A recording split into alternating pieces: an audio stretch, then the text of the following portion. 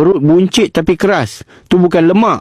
Tu najis lama dan angin busuk yang kau simpan bertahun dalam usus. Kau boleh diet, kau boleh senam, kau boleh minum air lemon hari-hari. Tapi kalau usus kau penuh, perut tu takkan pernah kempis. Kawan aku jaga makan. Nasi sikit, air manis pantang, kardio tiap pagi. Tapi perut dia tetap ke depan. Keras, tegang, macam batu. Dia ingat salah senaman. Padahal usus dia yang bermasalah.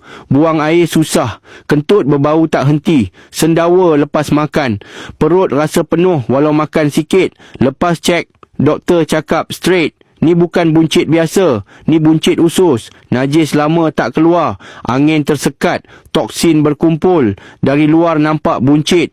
Tapi dalam tu penuh sisa yang kau simpan bertahun.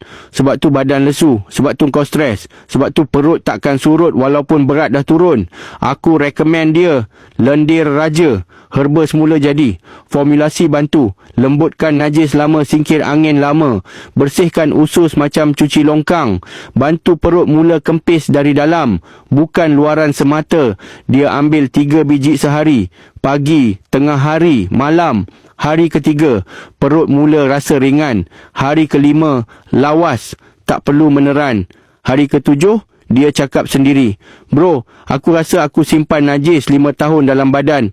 Sekarang, pinggang makin longgar, tenaga naik, tidur lena.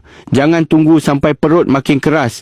Jangan tunggu sampai najis tu jadi racun. Flush dari dalam dulu. Baru lemak boleh keluar. Ambil 2 botol, 3 biji sehari. Kalau kau serius nak kempiskan perut, klik beg kuning sekarang. Tengah promo besar."